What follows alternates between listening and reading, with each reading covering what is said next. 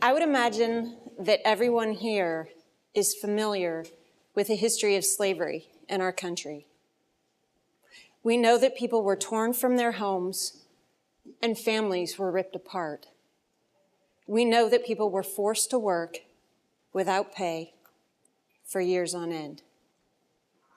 But what most people don't know is that California shares that history. In 1916, a man named Owen Coy was hired to survey the records in the counties throughout California.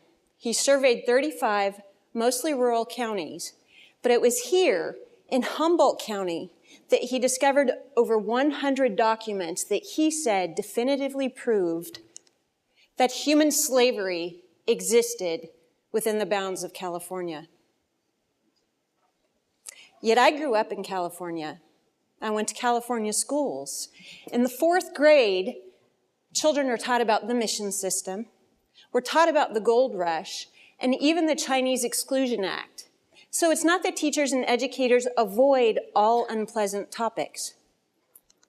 In the 8th grade, they go even further. We learn about the development of the West. We learn about what they call the peculiar institution of slavery in the South and the inhuman practice of slave auctions.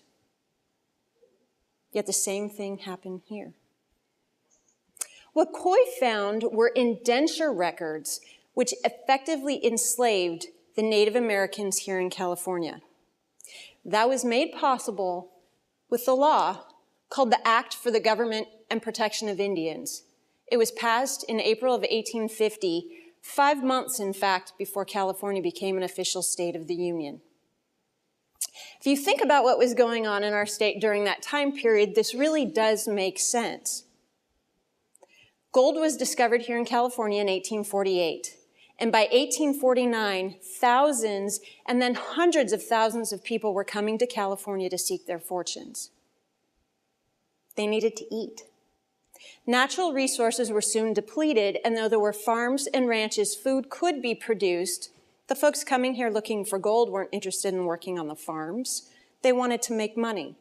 And even those that maybe were unsuccessful in the mines had other options that paid much more than working as agricultural labor.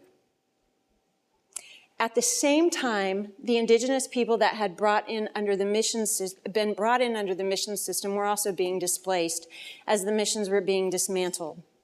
And even the original inhabitants that had been somewhat sheltered from the invaders coming into California were finding that was changing also, as the gold miners went into more isolated areas and pushed out the indigenous people.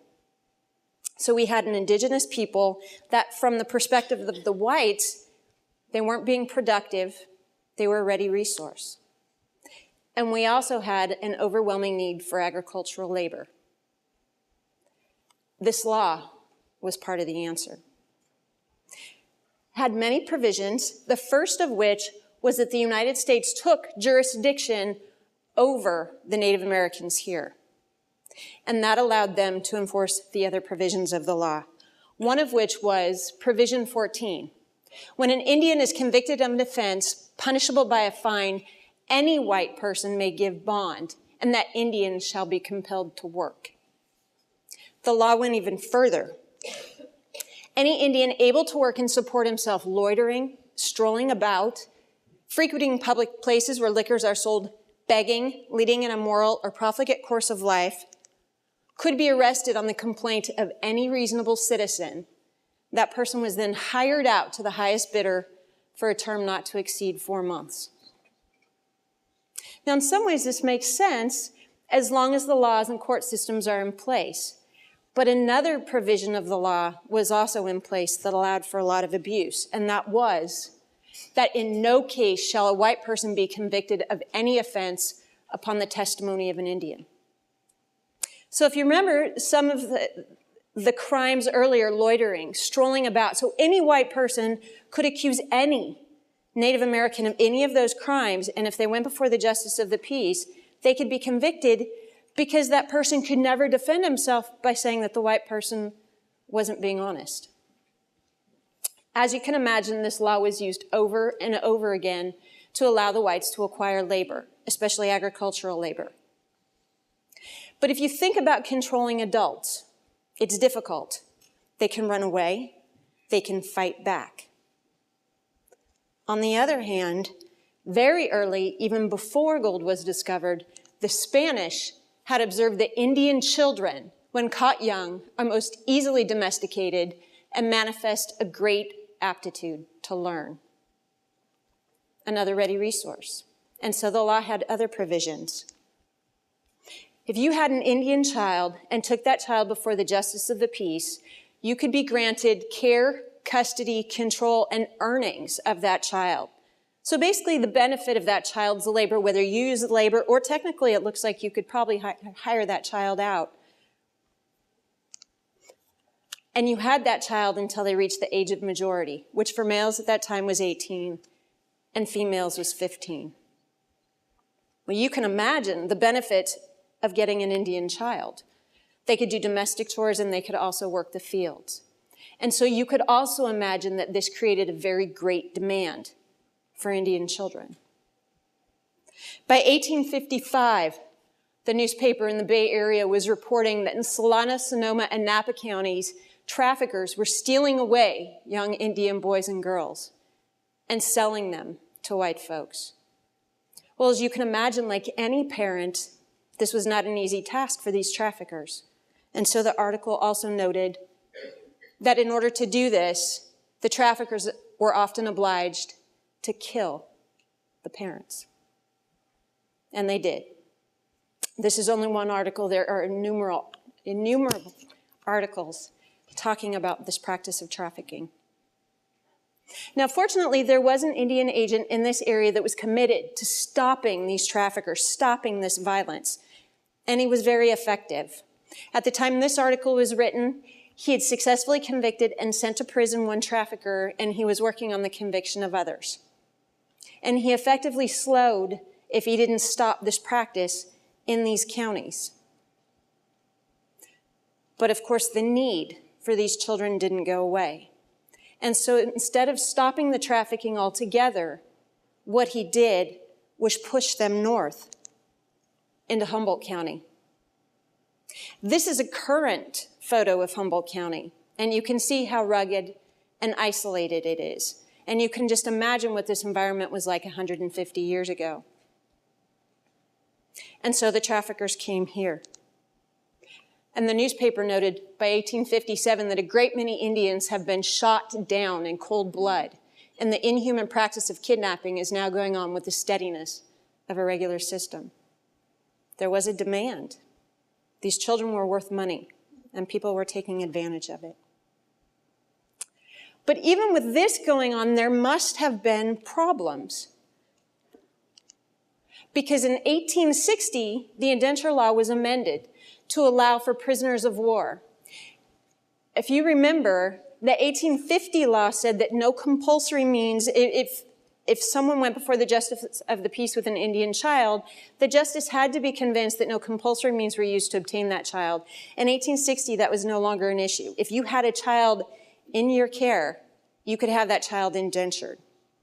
The terms of indenture were also extended. If that child was under 14, you could keep a boy until he was 25 and a girl until she was 21. If they were over 14, you could keep a boy until he was 30 and a girl until she was 25.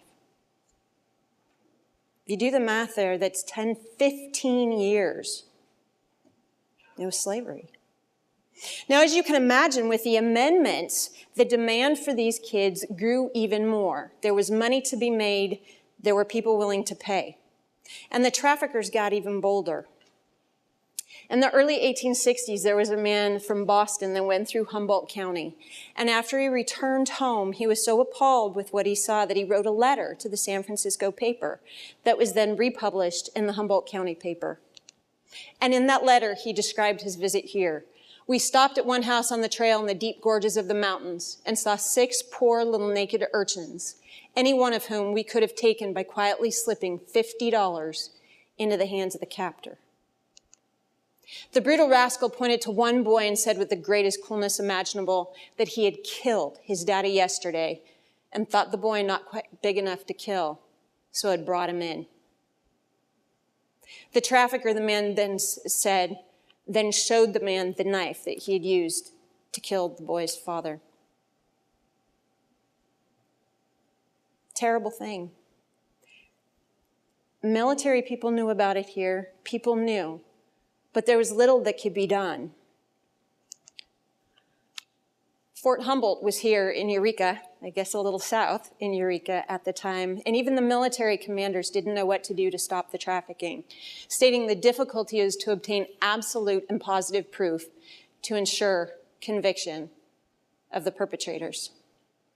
The other problem, if you remember, is that the records that Coy found were indentures right here in Humboldt County. There was a demand for these kids right here in Humboldt. George was 8 years old when he was bought from Mr. Clark of Mattoll for $30.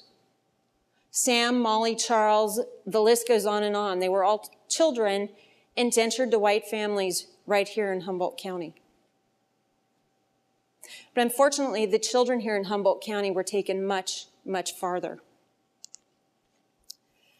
Humboldt's right there with the red circle, and Colusa County is down below. There were traffickers stopped in Colusa County. 3 men arrested having 5 Indian children whom they were endeavoring to sell. The children were from Humboldt County. During that time period, there was a man named Henry Bailey that lived in Colusa County. And he talked about how in Colusa County at one point, there were few households in the entire county that didn't have at least one child servant. Bailey himself took in an 8-year-old boy he called Lopez. And initially Lopez was brought in to help Bailey's wife with the domestic chores. But it didn't take long for Bailey to realize that even an 8-year-old boy could work farm equipment. And he put him to work on his plow. Later in his memoirs, he noted that he saved $20 a month by having this 8-year-old work the fields instead of having to pay someone. Not all children were taken that far. Mendocino is the county just south of here. So Humboldt above again, Mendocino there on the coast. There was a man named George Woodman, a well-known trafficker during that time period. And he was arrested with 16 children that he had taken out of the hills and planned to sell. The children were taken from him, though he was acquitted of kidnapping. Helen Carpenter was a woman that lived in Mendocino County during this time period. She knew Woodman and she knew his business. She wrote later about what happened to these children. And it's these children. Her daughter was an artist and later depicted some of the children that Woodman had taken down out of the hills. Carpenter said that the kids were taken in by families, but generally they weren't treated well. They were servants, after all. They weren't fed a lot. They weren't well clothed. And clearly, and actually Carpenter said this, they were grief-stricken. They had lost their families. They were ripped from their homes. And most, and then all of them, ended up dying. Fortunately, not all children were treated this badly. There was a man named Thomas Swales who lived in Ferndale, which isn't far from here. And in 1864, he wrote in his will that if his 2 servants, Sam and Peter, stayed with him until he died or were released by the terms of their indenture, they would each receive a good horse, saddle and bridle, 2 good suits, and $50. And if you think about 1864, this is really quite significant. But also notice that the boys had to stay until he died or they served the terms of their indenture. He certainly didn't think of them as his children. They were clearly his servants. So what happened? The Indian Wars, quite frankly, turned into a war of extermination. The whites were tired of fighting with the indigenous people here and set about finishing them off. Later, Andrew Bledsoe wrote that the hostile tribes had been killed or captured, flooded by storms and driven by man, starved and beaten into absolute and final subjection. Those that survived the Indian Wars were moved here to the Hoopa Reservation. There was about 2,000 in 1865 when they were forced to the reservation. And so what happened to the kids? Depends. There was a boy named Smokey that was indentured to the local newspaper editor. So Smokey lived and worked in this house, but he was a boy, and there were other boys in the house. And according to the story, Smokey was much more interested in playing with those boys than doing the work that he was supposed to do. And the newspaper editor sent Smokey to the reservation. Others, though, did stay with white families until they reached manhood. But it was observed that, for the most part, indenture as an experiment was not a success. Yet they weren't all sent back. Silvia Huestis was indentured to the local justice of the peace. And when she was first indentured, she ran away and was brought back. At that time, she was given the choice to stay with the family or go to the reservation. And my guess is that Silvia knew, as many people did, that reservations were not safe or healthy places. The Native Americans that were forced onto the reservations did not have good shelter. They were not well taken care of. And often those reservations became collecting grounds for traffickers because then they didn't need to go into the woods. They didn't need to hunt down these children. They could go to the reservation and take them there. So Silvia stayed with the Huestis family until she died in the 1890s. There was another little girl named Kitty who was indentured to the Francis family. She would have worked in this house here, not far from here. She grew up, she got married, and in 1901, she went back to visit Mrs. Francis, and the newspaper, the social page of the newspaper, noted that Kitty's 4 children, though Indians, can all read and write, and her family was quite prosperous. Though Kitty was a former slave, as many of the indentured children were. She grew up, hopefully had a happy life, and we have to hope that the others did too. But they were slaves. The history of slavery in our country is not a pleasant history, but it does exist, as does the history of slavery in California. It might not be one we want to think about, but it happened, and it's a history that needs to be honored and remembered. Thank you.